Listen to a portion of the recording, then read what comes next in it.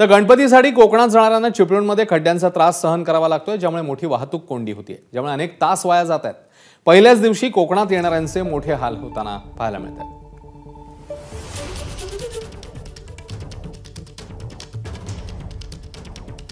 दरवर्षीप्रमाणे या वर्षी देखील मुंबईकरांचा कोकणात येणारा प्रवास हा खडतर होताना पाहायला मिळतो आहे।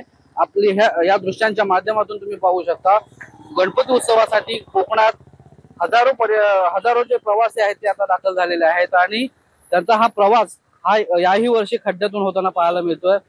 4 तासाच्या प्रवासाला अनेक प्रवाशांना जे आहे ते 20 तास खर्च करावे लागत आहेत आणि त्यामुळे मुंबई गोवा महामार्गावरती अशाच पद्धतीने सकाळपासून वाहतूक कोंडी पाहायला मिळते आहे आणि ही वाहतूक कोंडी सोडवताना पोलीस प्रशासनाची मोठी दमछाक होताना पाहायला मिळते।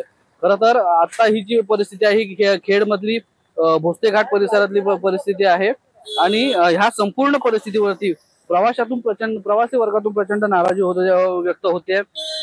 कोकणात घरी जायला लोकांना उशीर होतोय आणि त्यामुळे जे तीव्र नाराजी वाहन चालकातून व्यक्त होताना दिसते आहे। 2 दिवसावरती गणपती उत्सव आहे। आजचा पहिला दिवस आहे कोकणामध्ये या प्रवाशांचा यायला सुरुवात झालेली आहे। अजून 2 दिवसांमध्ये ही गर्दी आणखीन वाढेल आणि मुंबई गोवा महामार्गावरची जी परिस्थिती आहे ती आणखीन चिंताजनक बनत चालली आहे। स्वप्नील घाग, एबीपी माझा, खेड, रत्नागिरी। एबीपी माझा, उघडा डोळे बघा नीट।